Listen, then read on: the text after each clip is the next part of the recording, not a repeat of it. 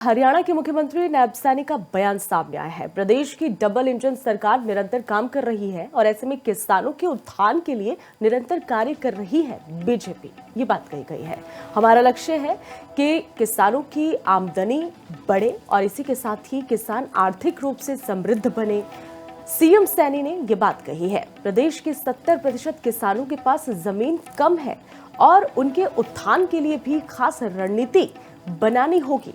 इस पर विचार किया गया है। किसानों को ज्यादा मुनाफा हो, इसका भी प्रावधान करेगी सरकार। तो उनके उत्थान के लिए खास रणनीति बनानी होगी, ये बात कही गई है सीएम सैनी की तरफ से। किसानों को ज्यादा मुनाफा हो और उसका प्रावधान सरकार जल्द करेगी। प्रदेश की डबल इंजन सरकार निरंतर इस पर काम कर रही है। बहुत अच्छे सुझाव उन लोगों के हमारे पास आए हैं।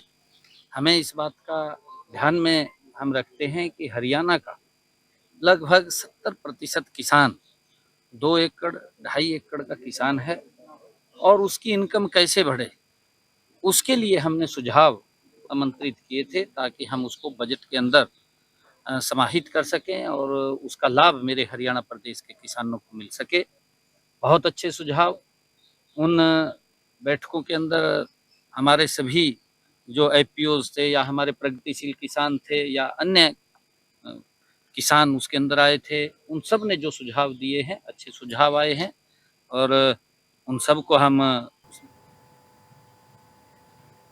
हरियाणा के मुख्यमंत्री नायब सैनी का बयान सामने आया है। प्रदेश की डबल इंजन सरकार निरंतर काम कर रही है और ऐसे में किसानों के उत्थान के लिए निरंतर कार्य कर रही है बीजेपी। ये बात कही गई है।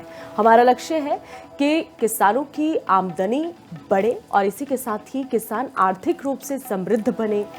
सीएम सैनी ने ये बात कही है। प्रदेश के 70% किसानों के पास जमीन कम है और उनके उत्थान के लिए भी खास रणनीति बनानी होगी।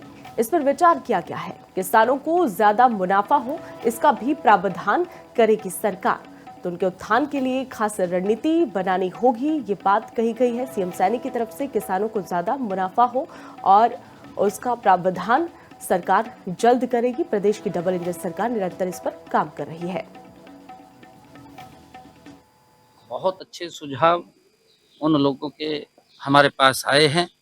हमें इस बात का ध्यान में हम रखते हैं कि हरियाणा का लगभग 70% किसान 2 एकड़ 2.5 एकड़ का किसान है और उसकी इनकम कैसे बढ़े, उसके लिए हमने सुझाव आमंत्रित किए थे ताकि हम उसको बजट के अंदर समाहित कर सकें और उसका लाभ मेरे हरियाणा प्रदेश के किसानों को मिल सके।